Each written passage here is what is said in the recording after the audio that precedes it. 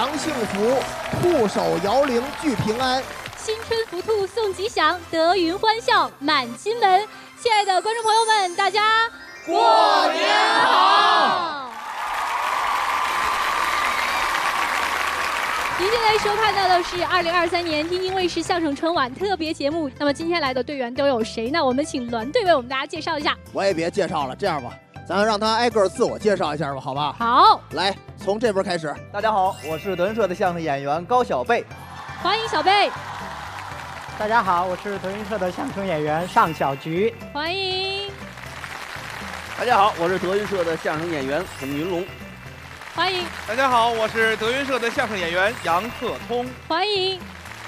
大家好，我是德云社相声演员靳鹤兰。欢迎贺兰。大家好，我是德云社的相声演员朱鹤松。欢迎。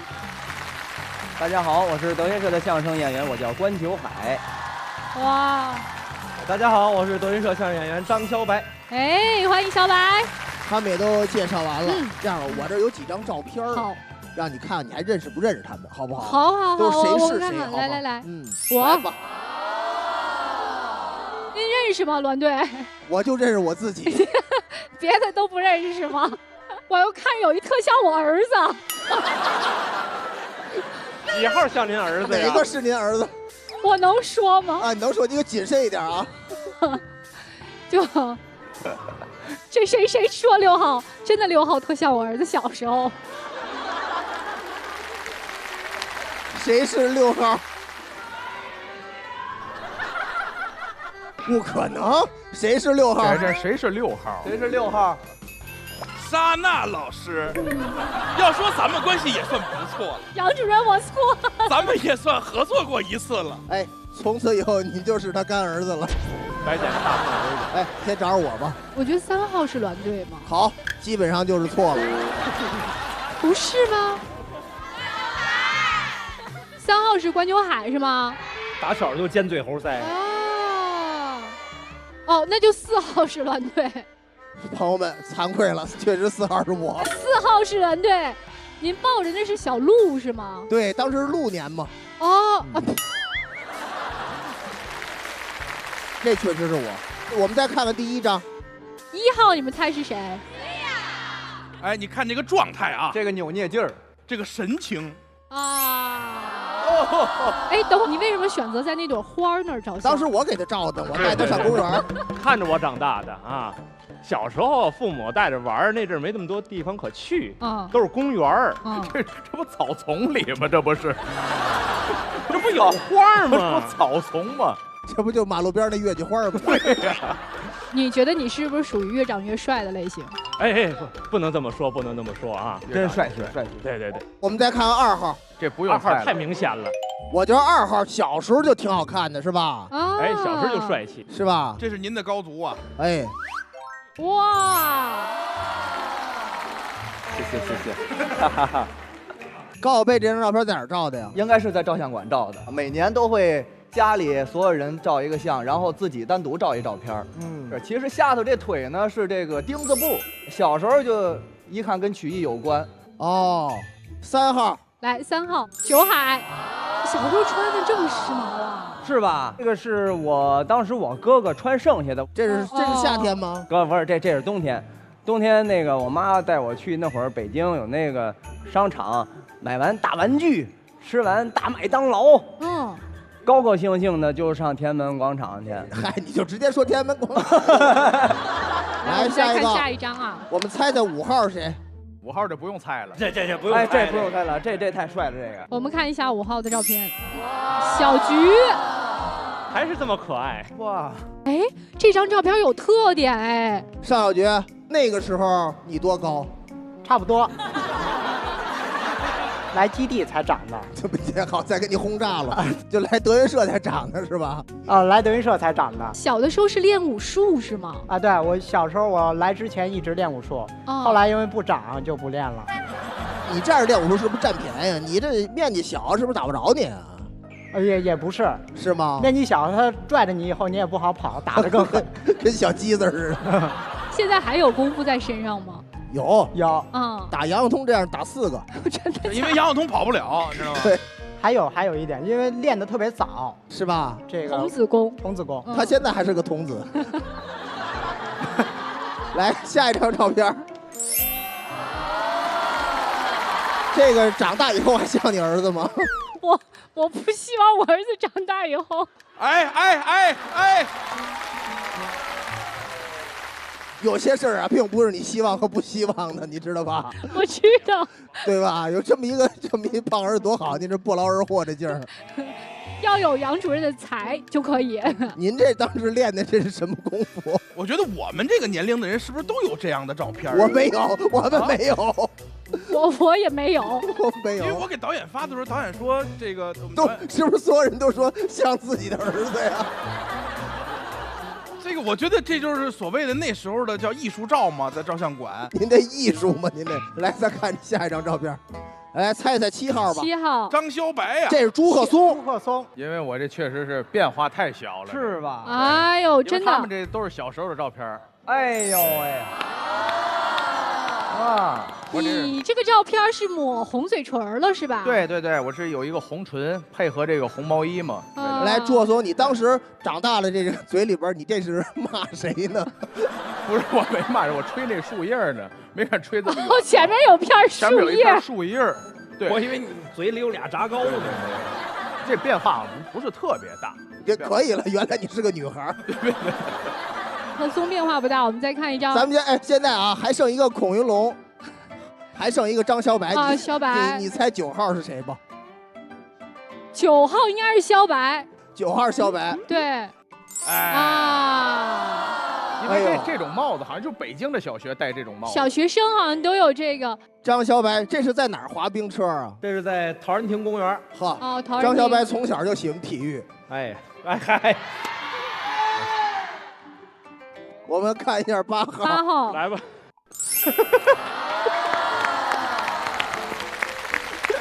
你收着，你干嘛？你干嘛？孔云龙，这是你在哪儿照的呀？这个，这2张照片就一个上班图，一个下班图。三哥，你给讲一讲。我讲，我跟你说，这个是小时候过年的时候啊，赶集，那是卖鞭炮的，知道吗？我这帽子挺有特色。我记得那个时候你就跟鞭炮结缘。真的。我以为好多小孩都喜欢这个鞭炮。三哥，真是变化太大了。我给大家讲一讲这张照片啊。节目组啊，让每个人交一张照片。三哥说：“我小时候没照片，他在网上下的。”不是，我认为不公布。干嘛？我认为不公布呢，非得揭谜底吗？他就愣告诉这是他。你们是不是都以为是我？是不是？这挺像的。正好，如果在电视机前，如果这个人要在看电视，一定要找到孔云龙啊！哎呀，您都看完我们这个小时候的照片了，当然了，你只有孔云龙的你没有看到。给你留下遗憾了。我们基本上咱们发来的都是冬天的，也确实能勾起过年的时候的回忆。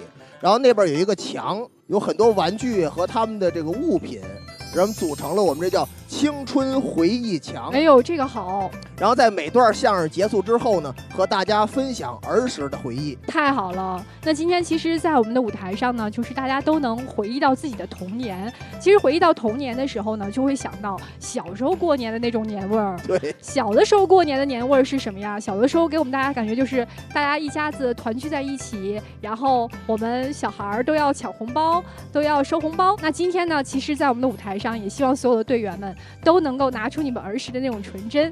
那会给我们带来什么样的作品呢？好，我们共同来期待一下他们不同的回忆。咱也不多说了，首先先欣赏第一个相声，表演者靳鹤兰、朱鹤松，掌声欢迎。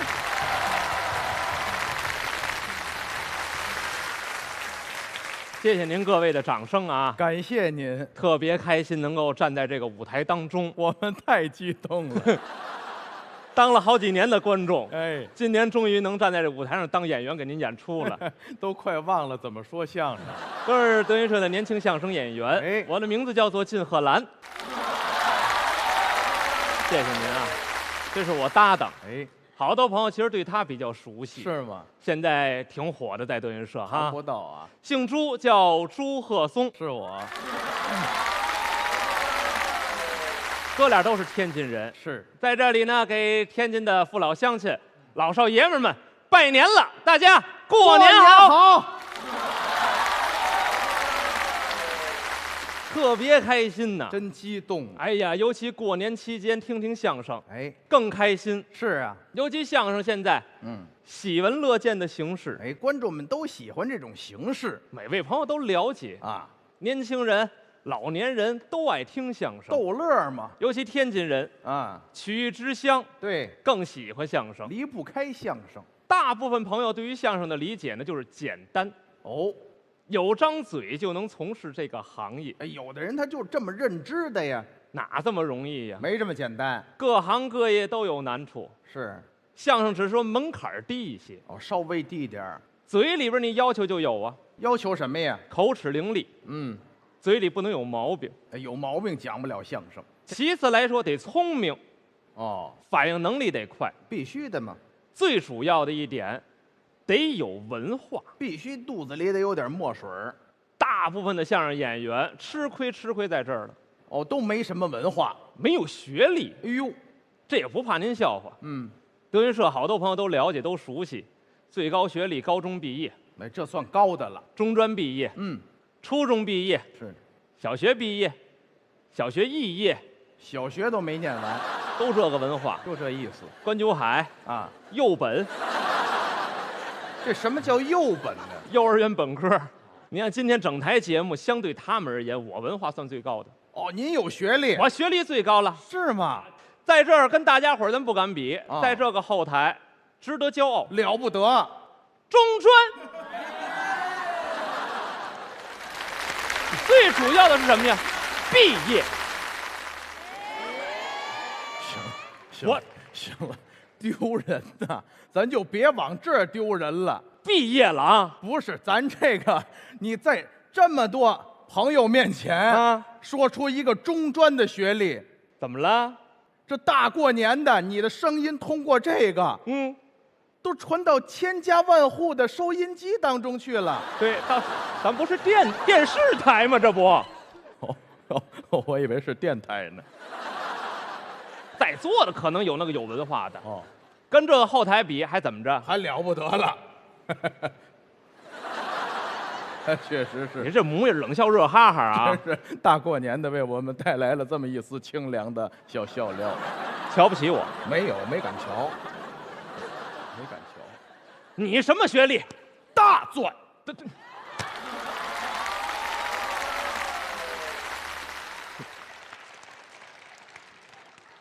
比我无非多上3年啊，2年啊，2年。你还是3+2那批的呀？大专生，我们毕业典礼的时候，校长站在讲台上说了：“你们马上要步入社会了，优秀的大专生走上社会，如果有那个中专生对你们不尊重啊，你们就大嘴巴抽他。”既然都是专科，咱们差不了太多。哎呦，没有什么区别，是吗？我好歹别看中专毕业啊，我上的是什么呀？相声学校。哦，相声学校。对了，对口的专业啊，在蓟县吧？对，还要多远？您那学校在哪儿啊？天塔。天塔上边。天塔上边，那旋转餐厅那是。天塔下边。那是天塔湖。你有准地儿吗？有准地儿吗？天塔边上哪儿啊？有一个中国北方曲艺学校，专门学习相声的摇篮呐。对了，相声啊、古曲呀、戏曲呀，包括快板啊、评书啊，那里都教。我在那专门学相声，人才呀！哎，打小就喜欢这个行业。是啊，尤其作为海河儿女来说呢，更得喜欢这门艺术。这对于天津人来说是一种传承。哎，还真是。统称都这么说，哎，都是自誉为海河的儿女，对吧？尤其身为天津人，我是感到骄傲的。那肯定骄傲啊，对吗？尤其呀，过年期间更开心哦，更值得骄傲。民俗啊，天津人讲究太多了，都讲究什么呀？其实小时候过年是最开心的哦，小时一过年了，放炮，哎，都小孩都喜欢放炮，对吗？啊穿新衣裳，哎，谁聊都离不开这些。吃好吃的，对，贴吊签儿，嗯收压岁钱，啊，这就是过年哎最开心的时候。太高兴了。尤其你说放炮，小时候放炮啊，放那叫什么大地红，我就是一放，这地都能放红了。住那胡同里边，嗯，整个条胡同都是红色的。炮仗皮儿特别鲜艳，哎呦，这么打远一看，跟红地毯一样，特别好看。那个漂亮啊！嗯小时候就喜欢这个时候，爱放这个。甭管男孩儿女孩儿，嗯，对吧？男女老少，过年就得放炮，好啊。放花放炮。嗯，但是那阵儿的孩子们穷，哦，没现在这么富裕。哎，那阵儿你要是过年放炮了，有时放没了怎么办？自己做，嚯，那您能耐可够大的，在家里自己做炮。您还会自己做鞭炮？会，这玩意儿怎么做呀？教给大家啊！过年时先做什么呀？里边的哎，这叫什么呀？这叫炮药啊，炮药。对，得有药啊。哎，先做这个。哦，这个里需要好多东西，这需要什么呀？有化学的东西，有什么东西你比如呀？红粉皮儿，哎，你比如木耳、香干、豆芽菜、酱豆腐、麻酱，和在一起，这个炮药就做成了。是。外上呢裹上皮儿，哦，到门口哦往地下啪这么一摔，哦，哎，这就要放炮了。但是跟人家那炮可能声音不太一样，这有什么不一样啊？人家那声音就梆，这个呢，啪，还真不错。别人家过年放炮，你们家过年踩饺子。那个饺子，我告诉你，到那门口往地下一踩也是红的。那肯定的呀，人家初一都补觉了，你们家开始刷鞋了。这话说的，图个喜庆儿，哎，吃饺子，而且饺子我就发现了，什么呀？南方咱不知道，嗯，北方人离不开它。是什么节日都好吃饺子，这一年呢，啊光吃饺子，太爱这个美食了。逢年过节就是吃饺子。对呀，远了甭提，你说春节得吃啊，吃饺子，吃饺子。破五了，嗯，正月初五吃饺子，吃饺子。对吧？你包括立冬嗯，吃饺子，吃饺子。冬至嗯，吃饺子，得吃生日的前一天吃饺子，吃8月15，嗯，吃饺子，吃5月端午，嗯，吃饺子，吃。正月15，嗯，吃饺子。对他们家不会蒸包子，这话说的，什么节都吃饺子呀？就是说吃饺子的日子太多了。太多了，结婚吃饺子，那这得吃饺子了。这我不知道在座的现在有没有赶上的啊？嗯，结婚洞房花烛夜的时候，啊，包那么一盘饺子，哎，洞房就是吃饺子的时候。谁规定的？哦，不是，过去有那个老人家里有这个讲究，婆婆给儿媳妇包，哦，包那么一盘饺子，啊，而且呢煮的时候不能煮熟了，哦，大概80%熟左右。就为了让这儿媳妇窜稀。你这个人呢，你说话思想为什么不能煮熟了呀？就这个粒儿。哦，哎，把这个盘饺子递进去，门关好了。儿媳妇在里边刚吃一口，婆婆在外边得问这么一句：为什么呀？生不生？生。哦，回家生去。儿媳妇在里边就得说了，生，这是说什么呀？老一代对隔代人的期盼。希望儿孙兴旺。对了，有这讲究。对，我生活当中我就碰见过，嗯，我们有一个朋友结婚也是，这婆婆煮饺子去了，人家煮80%熟，对吧？实不行你90%熟。我们那个朋友那婆婆，恨不得煮18%熟。这么一盘饺子煮熟了，隔着门都放进去吧，门关好了，婆婆在外还问呢，生不生？再看人儿媳妇生不了啦，怎么了？成片汤啦。这太熟了，这对，有这个讲究吧？有这个。过年期间讲究这个，重大的日子离不开饺子。还有什么呀？嗯，年夜饭。哎呦，这太丰盛了，年夜饭也讲究，家家都很丰盛。一年当中最丰盛的一顿就是今天，对呀，就是过年30那顿。嗯，一般家庭来说吧，熬条鱼必须得有鱼，连年有余嘛。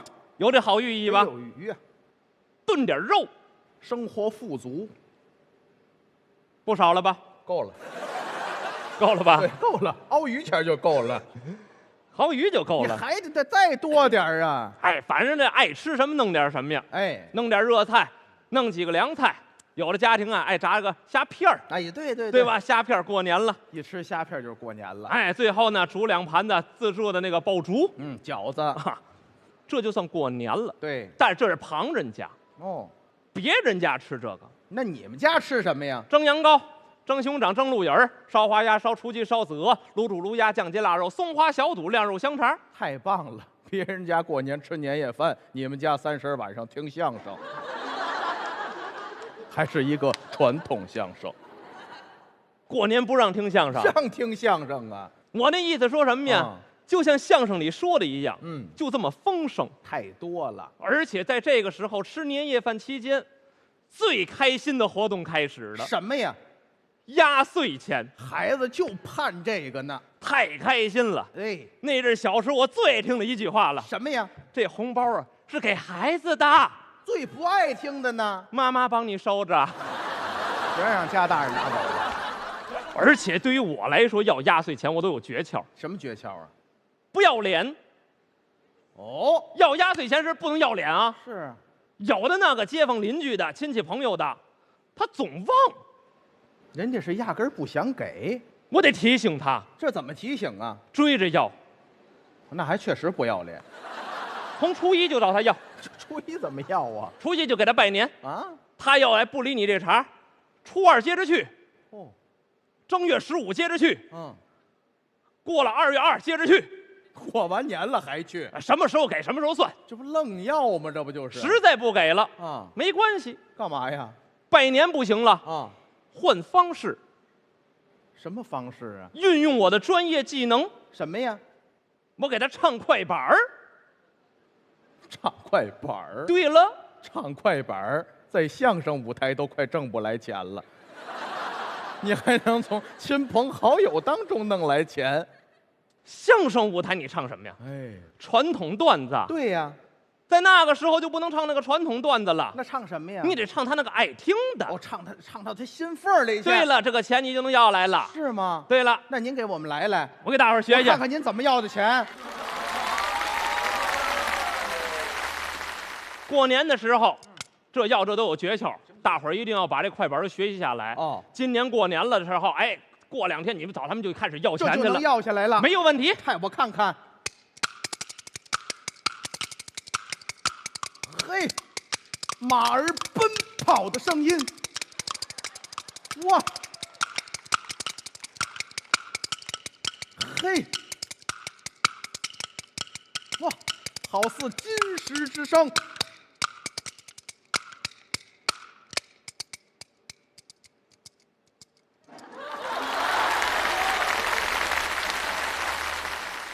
不鼓掌，我以为你们都会要呢啊！个数9寒天冷风嗖，整个年来春打6九头。行了，别唱了，大过年的别给我们添堵了，行吗？人大过年的见着亲戚唱一绕口令儿，这能要来吗？听后边。后边变了。正月15龙灯会，有一对狮子滚绣球。3月3王，这也要不来呀，这个。听后边。3月3，王母娘娘蟠桃会，大闹天宫的孙猴就把那个仙桃头。这哪能要？听后边。这后边有什么呀？爷爷奶奶，您给点吧。愣要啊！谢谢。哎，这个我早就听说贺松有一个特别厉害的本领，你们都知道是什么吗？万物皆可打快板。哎呦，这可是朱贺松，这事儿您还知道呢？我也是刚知道的，知道不长时间，都传出去了都。对，那个我今天准备了点物件哦啊，我们来看看是不是真的可以做到万物都可以打快板，好不好？太好了，你们稍等我一下啊。好，哎，嚯，这可以了，这可以说是难题了。我拿上来的时候都在想，这能打快板吗？这没问题，没问题，这没问题。你看是朱贺松吧？绝这个简单。我先来这个行不行？这个呀是咱们这个曲艺里边传统的伴奏乐器，叫什么呀？这叫赶板。为什么叫赶板呢？为什么呢？就是赶走一切的不好，赶穷魔嘛，迎来富足的一年。所以这是一个传统的乐器。您能不瞎编了吗？您为磨粉这功夫就是为想怎么打，对吗？让老哥看透了，确实是一个传统的乐器啊！我试试能不能打响。好痛啊！你应该配一个那什么，把那勺拿着。哎，我得把对你没有喇子，对，把这勺拿。哎呦，这行了，这要再打不响，是不是？对。怎么还放一个？是吧？对，这太可以了。哎，就声音不大。对。这可以了，对，这也是传统的乐器。行，您累了，调羹，您累了，来，再给您来一个传统的乐器。这行了，哎，这个也是传统的乐器。你看，这是2只鸡啊。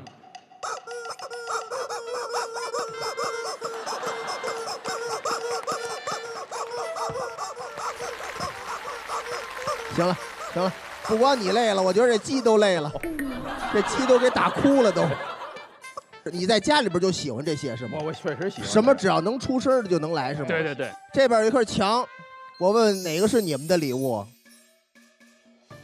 这比较好找，哎，就放在这里。这是饺子啊，这是我那个自制的爆竹。这个饺子，这不是一般的饺子。为什么是最有回忆的呢？这个叫什么呀？叫京味素。京味素，也有叫年夜素的。可能叫法不一样啊，但大伙儿都了解这个。这是天津特色。是的。对，只有天津吃这个。对，红粉皮儿，包着豆芽菜，刚才说了香干、木耳，配上这个酱豆腐，再搁点麻酱。哎，这就是那个馅儿，再加上白面。对，白面搁必须得有啊，这叫素饺子。你们家包这饺子吃吗？包，年包。这为什么呀？为什么有好寓意呀？这一年的素静静的。哎，健康快乐，平安安。吃这饺子能得到快乐。就是图个吉利嘛。是。过年都是图个吉利，都有这个啊。尤其过年的，一般都是年夜12点。12点之前先包，12点就开始吃了。12点包，12点吃。不是12点，还真赶了人，你们家这饺子。12点之前，这饺子手够快的。围着8点多吃完饭就开始包饺子，包完了围着12点的左右开始煮，一边煮一边放炮。对。我奶奶煮饺子，然后你奶奶放炮，我爸，我父亲带着我下楼放炮。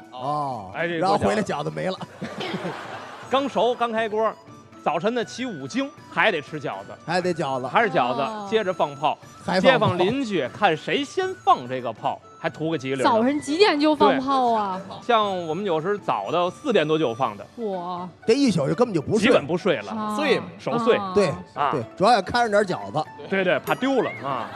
这个朱若松拿的这是饺子，哎，我这不是饺子哥，盖饺子，我这是一个福帽。这有什么回忆呀？这大伙儿并不陌生，这是我们对，你看这是戴在头上的一顶帽子，这个呀就是往这头上一戴，就这个福啊就把这人盖住了。你这有点盖不住了。朱若松，我能给你提意见吗？您能别什么都瞎编行吗？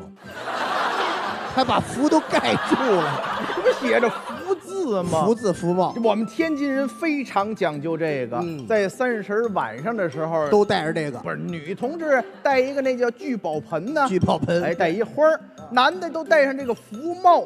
这是我们600年天津的一个老传统了。为什么他说什么我都觉得是假的呢？我听着也不像真的。这真是你小时候的吗？这是我小时候。哦，嚉，对，那可太有意义了，这都能传承了。好，你们俩人搭档多少年了？10年。今天在台上就给2位一次机会，你们2个人对对方都说一句知心的话。嘿，必须得特别知心啊！我希望在2023年金贺兰先生就是保养好自己的身体，身体健康。你已经看出来了吧？不是，我没看出来。让身体更加的健康，才能更好的工作，对家庭更好的付出，就是不要过劳。我就希望朱老师这个家里边咱就是稳稳当当的，父母也好啊，媳妇儿孩子也好，健健康康的，别有病啊，别有灾。事业方面，其实我也希望有一个特别衷心的祝福啊，就是我希望新一年呢，在台上对我稍微好一点儿。行，够知心了。对，最真挚的祝福。谢谢，感谢贺兰和贺松为我们带来精彩的表演，以及刚才那么有意思的分享啊。那接下来呢，我们就要掌声有请的是关九海、张小白，把舞台交给他们二位。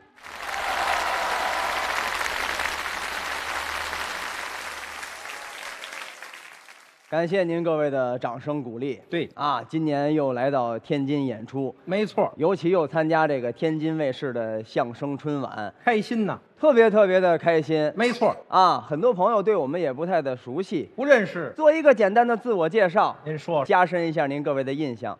旁边这位啊，是我的搭档，对，叫张小白啊。谢谢您各位。人家普通别的演员要来到这个天津演出啊，一说给人鼓掌，那他心里会忐忑。您不会忐忑的，我为什么呢？您算半个天津娃娃啊，那是吧？家里面亲戚有天津的啊，有啊。听说最近还交了一个女朋友啊，有啊，你看看。好，谢谢各位，谢谢是吧？啊，谢谢。大伙儿都知道是天津这个篮球队的，是吧？篮球队的啊，不是啊，天津女排的。你看看，说错一点都不行，多新鲜呐！咦，都是体育运动，那怕什么的呢？差远了呢，是吧？介绍完他了，咱们也介绍一下我。哎，很多朋友对我呢有熟悉有不熟悉的。姓关，名九海，字萌萌，道号花魁，是我的名字。啊，谢谢您各位。哎，这都什么名字？这都嘿啊，这你不知道啊？不太明白。明儿以后我们再来天津德云社演出的时候，外面水牌子上贴着“关九海”3个字儿，您进来捧场，我们热烈欢迎。好，第二天又来了，外面贴着“关萌萌”3个字儿，哎，一进来一看，哎，还是我。等到第3天进来一看，哎呦哇，德云花魁，长得像朵花，身材又特别的魁梧。好，这么个花魁，进来一看，18。进来一看，哎，还是我，多好啊！这您就骗3天了，这那对呀。为什么你看突然演出演着一半，这今天让咱俩现在马上来到天津卫视演出啊？为什么呢？这大年初3把咱就叫来了，你看看，给您换一场，对，换一换您的口味哦，知道了吗？他们这一场一场的演出，当然了啊，都是我的师哥，我的师叔，能力、业务各方面都比我强，那肯定啊。但是咱们这个小模样往台上这么一站啊，对不对？哎呦，跟他们一比，那他们就不在了，是吗？你上来一场，他们一看，哎呦，张鹤伦这我认识，是啊，来好几年没意思。哦，不行，又上来，岳哥进来了，哎，又是他呀。什么玩意儿？怎么还？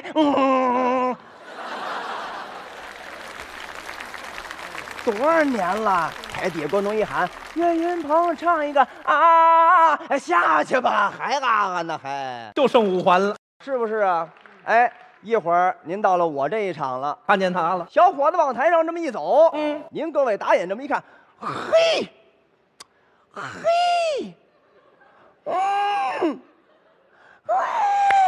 这是机器压着脚了，这是高兴。嘿，你看人台上这小伙子啊，这也是德云社的相声演员呀。哦，长得太好看了。哎呦，简直是美过张云雷，不让孟鹤堂啊。你看看这个赞美的声音，这是赞美呀。啊，再说小伙子往台上这个台风这么一站啊，这个业务能力，有他谁还看岳云鹏啊？哎呦，有他谁还想张鹤伦是谁呀？嘿，太优秀了！我跟你说，嫂子，往那边指。哎，我跟您这么说啊，就台上这小伙子，以后就是未来的德云班主。我知道您各位，哎啊，排球回来，排球回来，老得有排球的事呢。你干嘛去了？你要不想干，不要连累我。哎，这刚过年，怎么着？你这是要走，咱俩一起走啊？干嘛一起走啊？打排球，给我找个位置啊！您这位置，您这身高啊，在女排打自由人都算矮的。你这有点讽刺我了。没有，我小伙子关九海往这儿一站，我1.95米的身高，一什么？这大胸肌往这儿一站，我跟你说，我往这一站，就体现出男人的阳刚之气。就您这模样，您还阳刚呢？您对呀，哎呦，不得这样吗？知道吗？没有您这没有这样的。哎，你呀，别老瞧不起我。没有，知道了吗？很多方面咱们都得互相学习啊，努力呗。尤其来说，现在在德云社，咱们进德云社的年头也不短了。哎，我都10多年的时间了，我也9年了啊。这期间，从之前我们俩10年前刚开始合作人人不知啊，不认识。通过现在自己的努力，一步一步的身败名裂。咱俩就别努力了，这就不是越来越好。对，越来怎么能做到越来越好？您说说，你得向师哥们学习。对，这是咱们的偶像，咱们学习的榜样。对，咱们的楷模。从他们这些个师哥的人身上，我也学到了很多不应该有的东西。你看。他们就是反面典型，那应该是什么呀？优点，优点。哎，我们俩还年轻，他们年龄都大了。对，我们2个人都是80后，没错。他是88年的，哎，我是98年的。等会儿，怎么呢？你是哪年的？98年的呀。咱俩不一样吗？都是88年的呀。谁告诉你的呀？我出生的时候那首歌你忘了吗？哪首歌啊？来吧，来吧。相约酒吧，你没听过这首歌？合着您是在98生的？哎，你怎么说话呢？今儿录节目你怎么说话呢？你不相约98吗？98生。你是 7-11生的呀？你是大润发生的？你是大桥道生的？你是海河生的？你是喝着海河牛奶出生的？你能气死我！我就是98年，相约1998，知道了吗？哎呦，因为我的民族是蒙古族，能看出来吗？看得出来，您有点这个蒙古族特产的意思。怎么说？风干牛肉。你哪怕说我是牛奶，我都开心呀，对不对呀？牛奶还得喝我们海河的，是不是？老话怎么讲？一天1斤奶，强壮中国人。是，还有一句老话呢，怎么讲？中国人不骗中国人。你可太可气了啊！今天大过年的，你净在台上讽刺我了。没有，张小白，你是人吗你啊？那得看是从这个医学上讲，还是从法律上讲。那从医学上讲呢？是人。从法律上讲呢？也是人。那你问我干嘛呀？你不是不明白吗？我明白，这有什么用啊？哎呦，你能不能说点那个正经的？过年咱们说点那个喜气洋洋的，能烘托气氛的好不好啊？比如说，您举个例子呢？你看看，到了过年了，咱们不得贴个对联什么的吗？家里面你们家那个门上贴对联吗？啊，就贴呀。贴的什么？跟我念念。啊，太平岁值太平春。亿万人增亿万寿。横批呢？万喜必吉呀！呵，这谁写的呀？乾隆御笔。哦，不是你写的呀？多新鲜呢！我还以为这是你写的呢。没有，那你这不好玩。我们家那对联每年呢都是我写的。你写的？当然了。你怎么写的？你看上联啊，过年了，过年了，过年了，过年了，过年啦。下联，开心呀，开心呀，开心呀，开心呀，开心呀。横批，哈哈哈哈哈哈哈哈哈哈哈。多喜庆，是不是？您这不叫对联，我这叫什么呀？弹幕。那最起码我写出来了，写的我们邻居走我们家门口就开心，知道吗？我整个楼道都让我写的，知道了吗？体现出咱有学问，别老挤兑我。有什么学问？那怎么着？你说说，咱俩今天来一个什么能体现出学问？咱这样，咱做一回诗。哦，在这儿做一回诗。对了，做一个什么诗啊？咱们东南西北4个方向，哎，分别做这么个诗啊。我先听听你的意见。哎，咱俩不像他们似的，什么有动物啊，什么有地名，不来这个。哦，咱不跟他们学，咱们讲传统故事。哦，而且咱反着来。您说，从这个北开始啊，咱北西南东。您来哪几个？我来这北和南。那我呢？您来这西和东。可以，没问题。那您先打个样，我先看看。您先听我这个。您说，咱先说北，必须得是古典故事。当然得是古典故事，大伙耳熟能详的，都知道。好嘞，哎，说北，北伐中原出祁山，为报先帝把天下安，出师未捷心不甘，秋风瑟瑟5丈原。你说完了？说完了。你说半天，一点掌声都没有。你说，我不是这意思啊，你看，我那次让你们恶心他呢。这有什么可恶心我的？大家都沉浸在这个古典故事当中了啊！你给我拉倒吧！上来说出祁山，我以为刘邦呢，最后弄一五丈原。您这又是诸葛亮，来回来去串古人玩干嘛呀？压根儿也是诸葛亮啊！你听我这个吧，听您的，先给你来一个西是吧？啊，西天路上一堵墙，听着像《西游记》怎么样，各位？这啊，你看看，这一堵墙没什么的。二一句更棒啊！墙边站着一个黄鼠狼，这什么词儿啊？是摇身一变啊，变一个大姑娘。哦，仔细一看，是你娘。嗯，哎，怎么样？这个你娘呀？嘿，怎么回事？这是废话，怎么这里边还有我妈的事儿？这个这多好啊！这蒋筋比骨啊，这还蒋筋比骨，又是《西游记》，多好啊！这个《西游记》对呀，行，算您说上来了。什么叫算呀？哎，你再接着说，听我这南啊，哎，说南侠展昭武艺强，展昭展雄飞。哎，那您这是包公的事儿啊？哎，三侠五义来，哎，说辅佐包公做汴梁，做汴梁，哎，封他御猫保朝纲。四一句，智擒吴蜀孟鹤博玉堂。好家伙，你不能牵扯别人啊！哎，好，您听我这个，我是说什么来着？东，哎，东海龙宫一只鳖。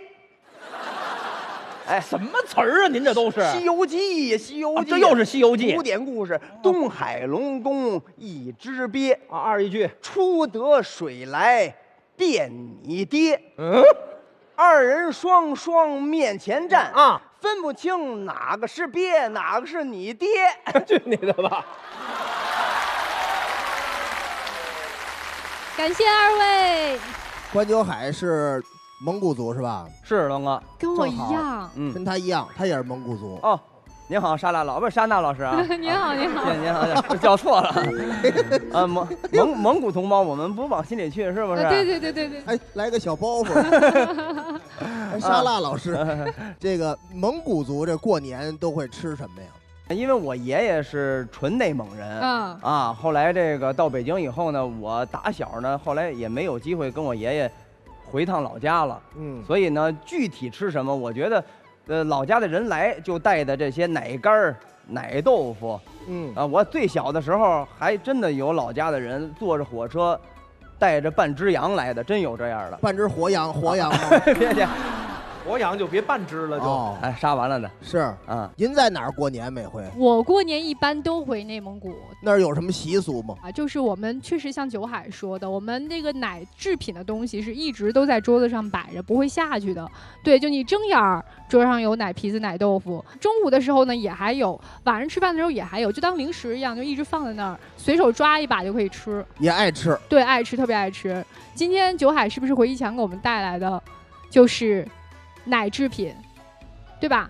我们拿过来吧。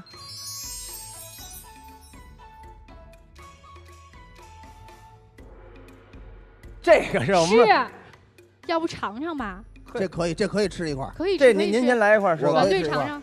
这是我们内蒙的特产，吃完了能长高高。那您这特产不怎么管用，还真是挺好吃的，确实是真的很好吃。来一块，你看看，提到吃，那咱得猜猜了。关九海跟这个张小白，回忆一下这个小的时候爱吃什么，比如过年了，小的时候最爱吃什么？小的时候最爱吃的，点心。点心，哎，对，因为小的时候这个家里边来人串门啊，家大人啊、亲戚啊，就提了这个叫点心匣子，哎，这礼盒。这墙上有你带来的点心吗？这当然有了。你准备好了？准备好了。哎，把你小时候爱吃的点心拿下来吧。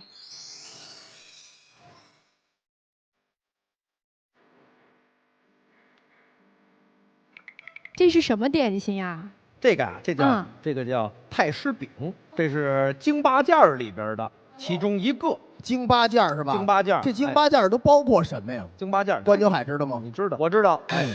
这个京八件这个是老北京这个稻香村要卖的。每年我们小的时候那会儿点着灯笼，大年30出去，爷爷奶奶都得买这个京八件。哎，里面比如说有福禄寿、这寿喜4种饼，哎，是福字饼啊，其中还有几样啊，就是现在你不能说一概而论的，当然有，比如说太师饼，还有的椒盐饼，椒盐饼现在有的就说它是牛舌饼，哎，对，哦，那个好吃，那个好吃，就是这个，其实京八件啊，就是最早是那么8种。后来呢，因为这个点心这个工艺啊越来越发达了，这个材料也越来越多了，生活水平越来越好了。其实好多种啊，什么大小八件啊，细分的就太多了，就对。但是我们一般就管这个是，比如说太师饼啊、福字饼啊这些东西叫京八件。京八件，哎，这8字也好听，哎，对，其实也不止8样，是吧？太多了。京八件里面最有名，一说大伙儿都吃过的，连外地朋友都吃过，萨其马这都吃过啊。萨其马是北京传统小吃，对，萨其马是满族的小吃，是吧？对，所以过年的时候送这个也特别合适，对吧？我觉得很好。这个过年确实真的就是我小时候真的拎点心匣子，这算是最常见的一种这个过年的礼物了。那么过年了，二位有什么新年的愿望跟我们大家分享一下？其实最早的时候，那时候我这个出去跟包，就是出去当助理演出。哎，沏茶倒水的时候，我听栾哥他们师哥们一起坐着聊天，就提醒我们这些个说相声的师弟们，就是一定4个字儿，不忘初心。哎，你当时为相声，你想说相声是什么目标？咱为了这个目标，一年比一年强，我觉得这个就是最好的愿望。好，您说是不是？真好，去年强，哎，一年比年强，你赢就赢在嘴上了，是吧？哎，必须的。来，张小白呢？我的愿望就是新的一年呀，他说什么话呀，不要连累到我。嗨，对，就好。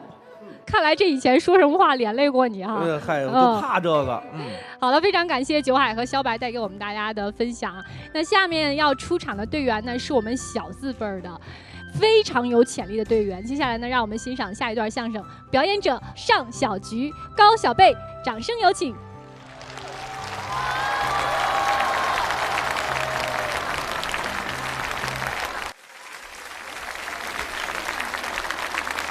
亲爱的观众朋友们，大家过年好！站在天津卫视的舞台上，心里特别的紧张，哎，特别的开心，特别的激动。您的掌声是对于我们小哥俩最好的鼓励。对，谢谢大家，大伙儿多热情啊！真的是。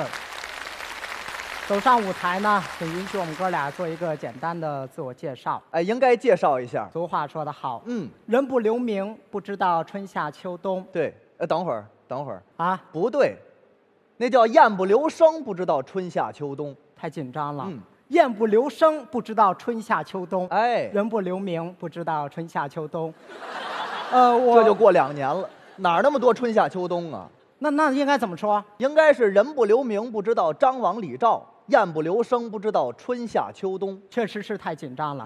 请允许我们做一个简单的自我介绍。哎，好好介绍一下。我往这一站，虽然说我的相貌平平，气质一般，大家对于我不认识也不了解，但是只要说出我的名字，相信各位肯定都不会陌生。您介绍一下。大家好，我叫岳云鹏。哎，你看哪儿啊？你看我说我是有知名度的吧？哪跟哪儿啊？岳云鹏怎么样？你啊，就你还岳云鹏，你有那么大脸吗你？我怎么了？你哪儿像岳云鹏啊？我哪儿不像岳云鹏了？像吗？我的天哪，这么神奇吗？燕子，没有你我怎么活呀？燕子，花开山岗后叶，哪儿不像了？你别说这可爱劲儿还真像，那是不是？所以说啊，真的是岳云鹏啊，你像岳云鹏。对啊，不是，咱好好介绍行不行？我就是好好介绍了呀。你要不好好介绍，我栾云平就要管一管你了啊。你哪儿像栾云平了？我不像吗？你哪儿像？真不像，就不像啊！说一句话肯定像，我不信。明年给你多2双眼。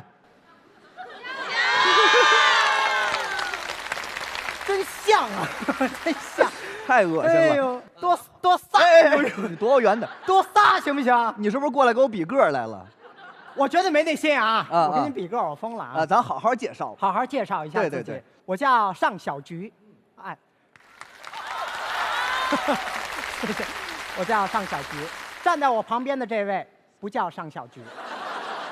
那么说谁叫尚小菊呢？我叫尚小菊。大家好，我叫尚小菊。谢谢。歇会儿，歇会儿啊。高小贝要拦你一下了。高小贝现在很不开心，高小贝很生气。你是不是不知道高小贝是谁呀？啊，大家好，我是高小贝，谢谢，谢谢。行了行了，你别往心里去呀。我们俩私底下真是关系好。哎，我们俩是打小一块长起来的。你长了，我没动啊。你别老提这个，我长哪儿去了我？你没动。打小咱们一块儿上的学。是。这是不玩笑吧？那也是一块儿长起来的呀。一动不动嘛，上小学嘛，是不是？那不是王八吗？那不是没有，咱不说这个不开心的。今天挺开心的，是吧？大过年谁不开心啊？哎，过年就是开心呢，所有人都特别开心。对，但是也有不开心的。还有人不开心？太多了。那谁不开心？您说出来我们听听。比如说一到过年啊，我的什么师叔、师大爷、师爷这些人都特别难过。他们为什么不开心呢？怕见到我，因为一到过年我的膝盖就特别软，因为一见到我就要给这个压岁钱。哦，跟这个有关系啊。我们这压岁钱是按照辈分的大小给的。你像师大爷，肯定是比师叔给的多。对，师爷呢，肯定比师大爷给的多。这是一传统，就这么递增的。就是辈分越大，给的越多。没错了。哎，那我问你一下啊，咱们德云社有一演员，姓谢，叫谢金，我们管他叫老祖。你说他能给你多少？这么说吧，过年我们都吃包饺子。我给谢金谢老师拜完年以后，他吃窝头。好，都给你了是吗？当然了。哦，那要这样的话啊，哎，咱们聊一聊啊，就是谢金要给你钱，是不是我也能拜年去？你要找他拜年去？对，我给他拜年去。你别去了。为什么呀？你找不着他。怎么？他送外卖去了。你现在给他拜年，他得贷款。我没听说过，红包都贷款是吗？他根本没有。再说你也不在乎这点钱啊。我还不在乎钱。各位不了解。他又知道了。我能不知道他吗？他这一年光给人画扇面挣多少钱？哦，这是我的技能。高小贝太厉害了啊！画扇面画的好极了。能画画。最擅长的，就是画那花。哎，我画花画的特别好，特别棒。我每次一看他画那花啊，我看见他画那花，我都开怀大笑。为什么呀？因为他画的花有梗。哇塞，你这个梗好烂呀！就是说画的特别的好看。哎，确实喜欢画画。你就说后台，你给多少人画过扇面？你像我师傅栾老师啊，师叔岳云鹏啊，师爷于老师，这都画过。为什么没有郭老师呢？师爷嘛，师爷嘛，师爷于老师啊。那都叫师爷呀。郭老师、于老师你都画过，对呀，基本上后台你都画过。还有孙老师，我都给他们画过。孙越孙老师，那是最精彩的。给孙老师画的那幅我还记得。你现在还记得呢？当然了，当时孙老师拿一把扇子，去后台，让这个高小贝就看见了。对，孙老师，你这扇子挺好啊，我给你画一扇面。孙老师知道疼人呢，走开。这是疼人吗？他不愿意。你这叫什么话呀？他不愿意，最后我也画了。最后确实画了，给孙老师来了2000块钱。那你甭管，知道吗？扇子30买的，你知道？最后也是画了。画的时候还问这个孙越孙老师：“孙老师，你有什么要求啊？”孙老师扭扭捏捏半天说不出来啊，没好意思，大大方方说：“就是喜欢谁我都能画。”孙老师，我喜欢奥特曼。好，这么大孙越，我相信光，我相信光。他喜欢奥特曼。奥特曼行，没问题，我给你画奥特曼。孙老师说那得多长时间呢？1个礼拜，1周。1周你上我们家拿去。1周以后，孙老师上他们家了，问他，那个小贝，我那奥特曼怎么样了？问我画好了吗？画好了吗？小贝把这个扇子拿出来，多小心呢。他画的小，画的小奥特曼。哦，跟你差不多。你这个梗好烂，你知道你，因为我说的话有梗。好的，相声这包袱都不叫包袱，叫梗了。现在叫包袱，叫包袱，是我的问题。哎，孙越孙老师，你是画的谁？当时说的奥特曼吗？奥特曼呀，奥特曼不行，奥特曼这画坏了。熊大，熊大爱不爱？奥特曼改熊大了。哦，你当时说画的谁？奥特曼吗？奥特曼，奥特曼。熊大爱不爱？哎，这不乐了是吗？又，这没法重补，咱们再来啊。奥特曼，奥特曼，当时是说的奥特曼，对呀，是说的奥特曼呀。行，熊大爱不爱？奥特曼改熊大了，给孙老师气坏了。别熊大呀！就是啊，我不要奥特曼，你画熊大，那跟我自画像有什么区别呀？我本来又胖，我看熊大不行不行，熊大不行，熊大肯定不行，熊大不行。熊二呢？熊二差不多呀。你别拿熊对付我，不行不行，那不行也没办法了，因为这奥特曼我画的呀有点胖，我瘦不回去了，只能说改熊大好改，要改奥特曼不行了。孙老师一看没辙了，那行吧，那就熊大吧。那多长时间能取呢？1个礼拜。到1个礼拜，还是1周，孙老师又去了。小贝啊，我那什么，我那熊大画好了吗？又过来了。画好了，画好了啊！我给你看看啊。什么是谁？熊大吗？是，熊大。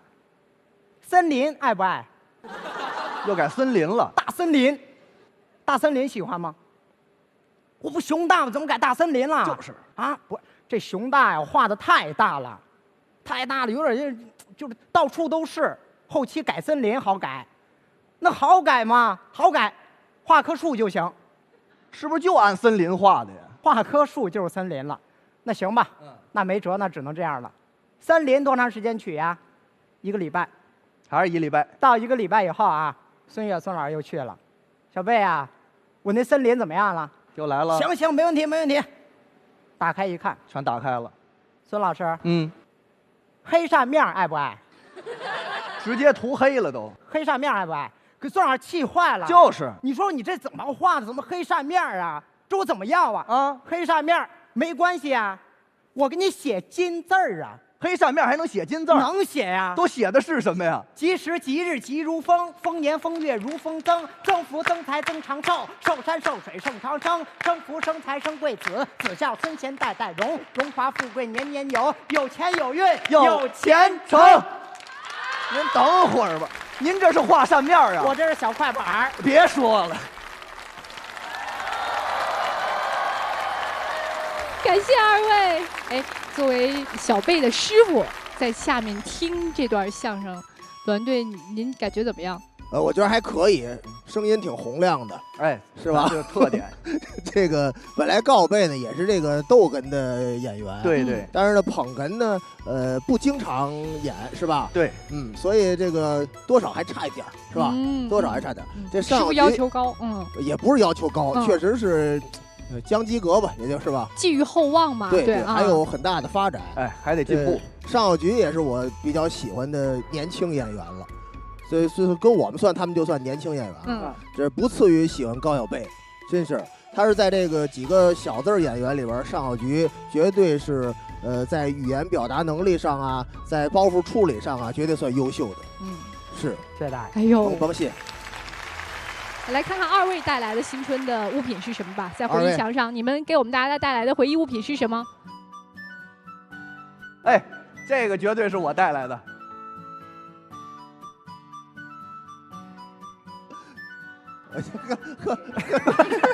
尚小菊倍儿可爱。来，告贝介绍人拿的这是什么？这个呀，这是一对灯笼，一对灯笼。为什么呢？因为这个河北啊。基本上都有放灯的习俗，放灯。哎，我们呢基本上是吃完饭之后啊，就放灯喽。哎，就放灯了，然后一个美好的寓意。那小菊说一下，就为什么要带这个红包来呢？为什么要带这个红包呢？是因为啊，小时候总是收到很多的压岁钱，所以就带了一个红包，希望大家过年也能收到很多的压岁钱，来年红红火火，对吧？对。哎，好，来年红红火火。2位你们都是家乡是哪儿的？我家是河北的。河北的。我是河南。你俩用家乡话来给大家拜个年，怎么样？哎呦，你先来，你先来，先请河南的选手啊！祝大家新年快乐！完了，你就不能再说4个字吗？天天开心。哎，高贝呢？观众朋友们，大家好，我叫高小贝，祝大家新年快乐，一切顺利。好，我们把掌声送给小贝和小菊，谢谢他们2位带来的精彩表演，谢谢2位，谢谢。那么接下来呢，我们要有请到的是我们的孔云龙和杨鹤通，舞台交给他们。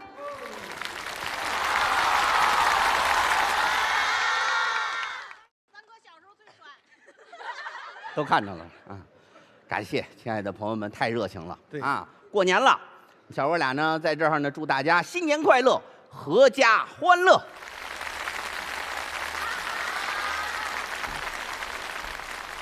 过年就是喜气洋洋的日子呀。对，大人喜欢过年，小孩更喜欢过年。哎，都爱过年。我认为小孩是最喜欢过年的了。那可不嘛。因为什么呢？不用上学，也不用写作业，对，是不是？然后家里面还给压岁钱。然后还能买玩的东西，哎，吃的还好，可不嘛！家里面的小孩儿，现在的小朋友都喜欢什么？玩手机，哎，现在都电子设备了，对 ，iPad， 对，都是这个。像我们小的时候，最盼望的是什么？过年，买炮。您现在还盼望买炮吗？啊！哦，现在还盼望呢。喜欢放炮哦啊，特别喜欢。要不您是那个意志磨练出来的钢铁直男呢？小的时候放炮，家里人不会给你一大挂哦，让你自己去放，都是一个一个的。哦，就拆下来。哎，对了，拆下来在兜里边装着，拿出来之后，这手拿着鞭炮，这手拿根香，啊，点着了之后。把这香啪扔出去，刺激着呢，好玩着呢。那您让这花呲起20多米啊，这不过分。从小您就扔错了，是不是？玩笑，这是玩笑啊。反正小时候都喜欢放炮，对，家里大人忙活着贴这个吊签啊，喜气洋洋。对，那个时候放假上外边上同学，跟一帮同学一块玩，都不在家里待着。哦，就上外边玩去。小孩嘛，都喜欢玩什么？哦，您喜欢玩什么？过家家，丢手绢，跳皮筋儿。谁说的撞夏利？不是三哥，您这全是女孩的游戏呀？怎么？谁说的呀？啊，男孩也能玩啊，跳皮筋儿啊。您跟人跳皮筋儿去？男孩抻筋儿啊。哦，对不对，朋友们？对对对，男孩给女孩抻筋儿啊，在那儿站着也不动，就傻看着人家啊。到这儿，这是1级，哦，对不对？对，到膝盖这儿，这个2级，这长一点了。到腰这儿是，这是3级。哎呦，到嘎吱窝这儿，这是4级。嚯，举起来，这是5级。有5级吗？您这太高了。有，有那个女孩弹跳力好，一跳40-50米。我跟你说，您告诉我哪个女孩跳40-50米？这比您蹦的还高呢。咱老是提人这个，我的意思就是说啊，弹跳力比较好。哦，啊，跳皮筋儿，是还有那个顺口溜呢。哦，还有顺口溜，那可不嘛。您给学学，还那顺口溜啊，跳皮筋儿啊，小皮球，香蕉梨，马兰开花21。28256，28257，2822931，对不对？您是给人家抻筋儿去了吗？是啊，您这都够范本了，教学资料了，您这都。咱也是潜移默化跟人学的嘛。对，人小女孩跳得好，您这跳的就不错了。还有打沙包，哦，砍沙包，砍沙包。这沙包这个没有买的。对，那个时候那沙包都是家里面的爷爷奶奶呀、姥姥姥爷呀，拿那个6块布，是6块布给缝一下。哎，都是老人给做啊。缝好之后，里边塞点那个鹅卵石，缝好了。您等，没有人像您这么硬啊！有拿鹅卵石砍沙包的吗？要不然飞不出去啊，你得塞点东西呀。您非得憋着给人砍出去，是不是？别砍出去，他塞点什么玉米粒儿、黄豆。对，大部分都塞玉米粒儿。对啊，有的那个男孩真实在，往里边塞那个玉米粒儿啊，你都摁不动啊。哦，都瓷实。那可不嘛，好，这沙包一扔，呜就过去了。嚯，啪，一下就打人女孩腰眼上了。哎呦，哎呀，我跟你说，要是现在这女孩，你打人腰眼上，人不干，当时哭了。那肯定啊。我记得我们小时候那女孩啊，真是坚强啊。哦，都皮实，坚强啊。跟您接触的人都皮实。这个沙包呜飞过来之后，啪一下，哎呦，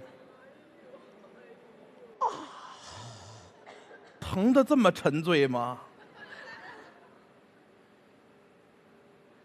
瞪他呢。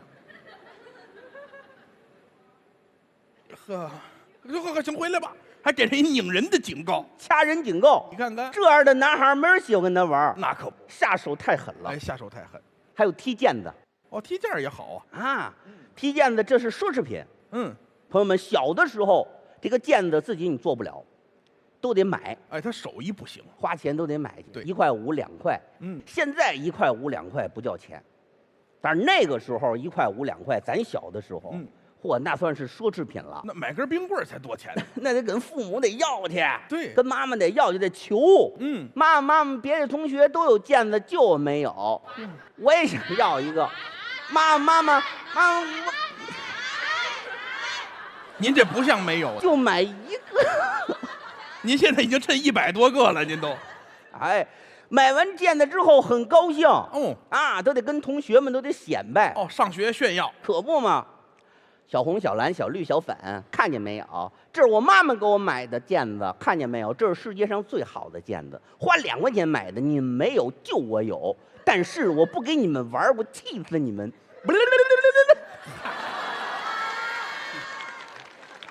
我毽子呢？哦嘿，我毽子谁拿走了？这得让人拿走了啊！所以说，小的时候的快乐就是这么简单。哎，他单纯，那可不吗？嗯，你说男孩的游戏，男孩没有什么游戏。哦，那男孩，您玩点那男孩的游戏去。男孩的游戏没意思。男孩游戏可以吧？放屁崩坑。放屁。啊，还有那个意念变身。什么叫意念变身呢？男孩嘛，意念变身。嗯，放学的时候回家，走在这路上，你不知道来了什么感觉。哦，啊，就这样，走着走着，哭哭啊呜，这就变身了，拯救世界去了。好嘛，这就是大英雄了啊！还有那个合体。2个男孩见面之后一块合体。合体，兄弟，哥哥，人间大炮。哎，你看这小男孩的更单纯一点。那这就是男孩的游戏。对对对。其实上学的时候上课啊，也非常的热闹。是吗？那可不嘛！要是坐在前排的，基本都是学霸。哦，坐在前面都爱学习。哎，就是调皮捣蛋的，大部分都是后排。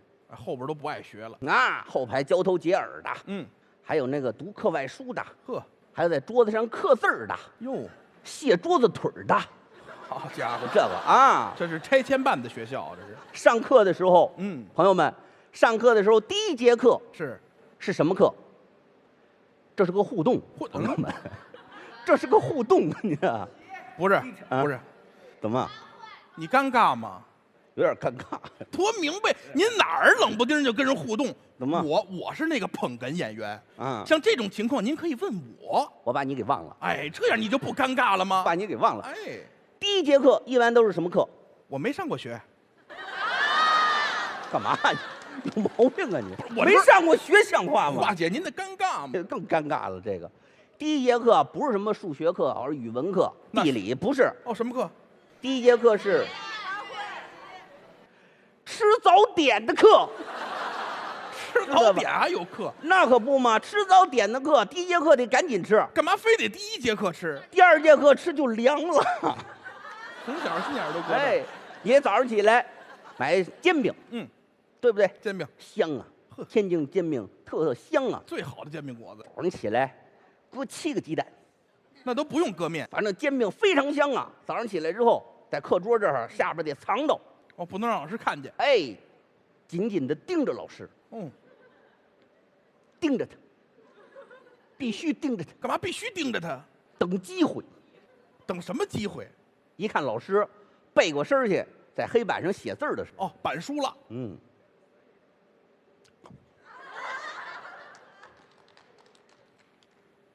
嚼啊嚼啊，嚼啊！不能嚼啊！一嚼被老师发现了，你这好嘛，还挺严谨。那可不嘛，所以说嘛，上课的时候，有的同学呀偷吃东西，有的同学特别的害怕上语文课。为什么？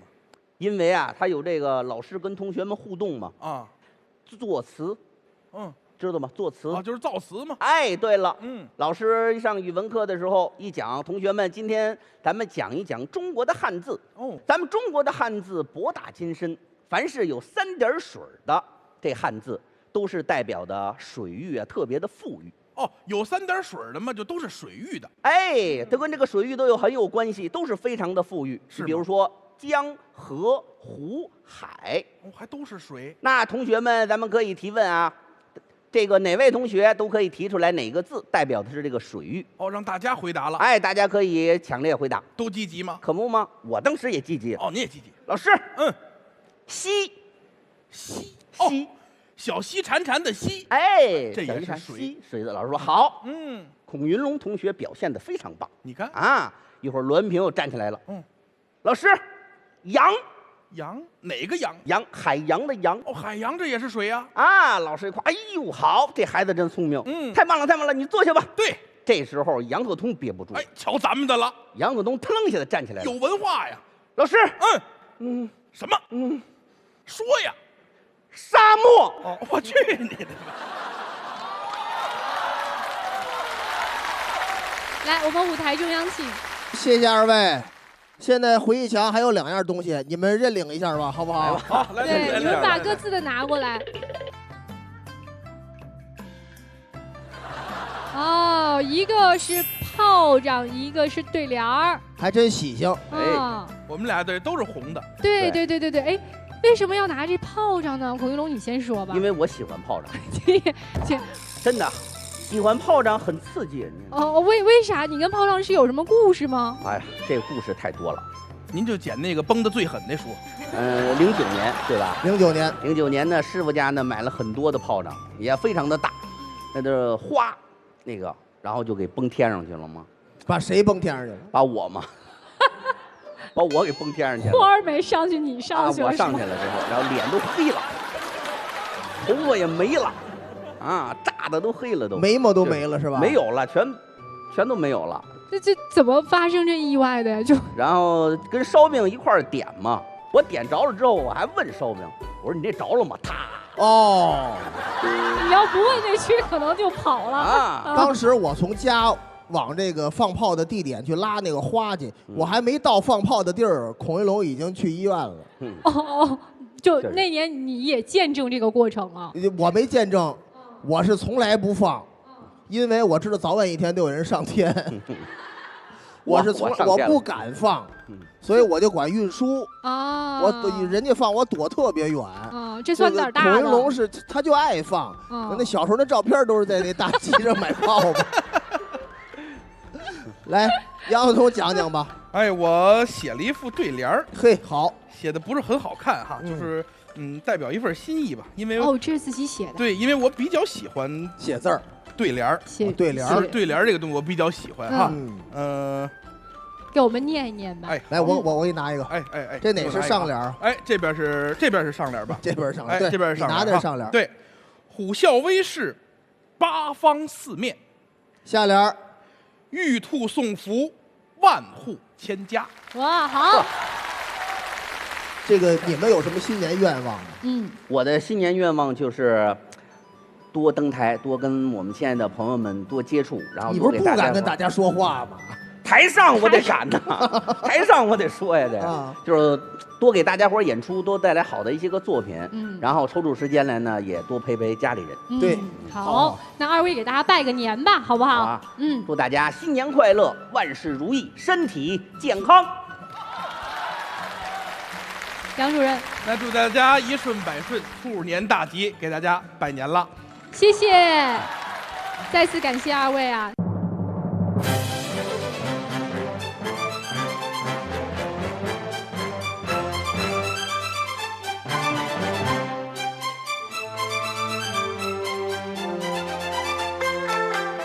共庆新春笑语花，知音古曲赠梅花。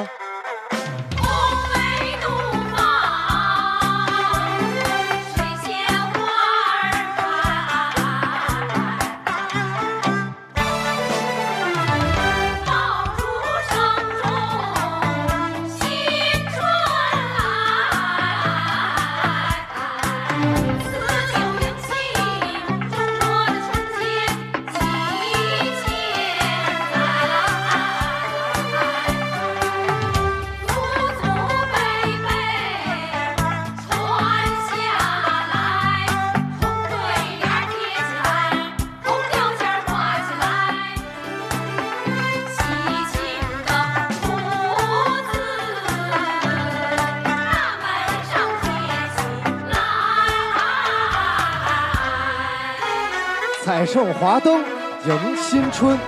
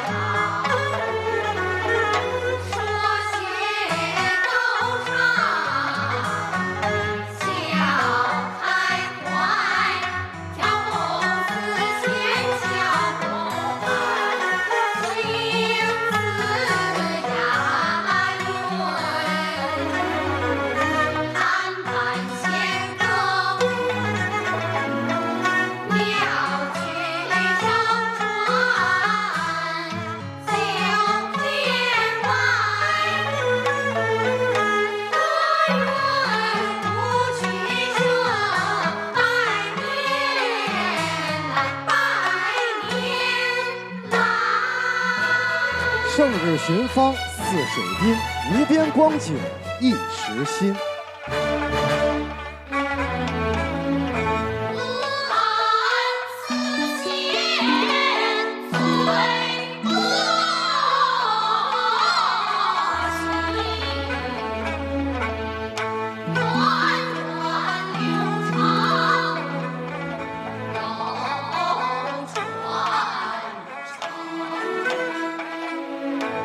日金月华，雪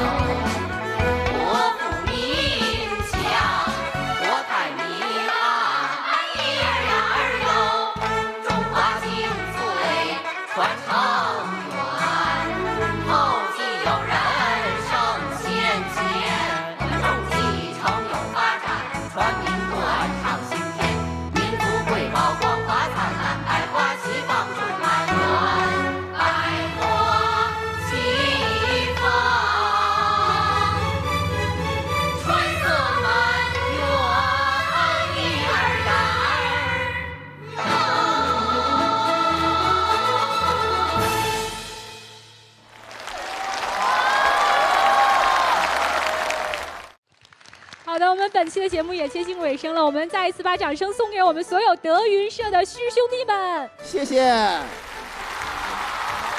一元复始，万象更新。在过去的一年里，我们留下了很多的感动故事，也相信在新的一年里有梦想、有希望，我们迎接新的一年。是的，新年胜旧年，欢愉且胜意。愿大家去年所有的遗憾呢，都化作今年惊喜的铺垫。让我们一起将欢乐的记忆收藏，一起向朝气蓬勃的2023年说声你好。亲爱的观众朋友们，我们来年再会，再见，再见。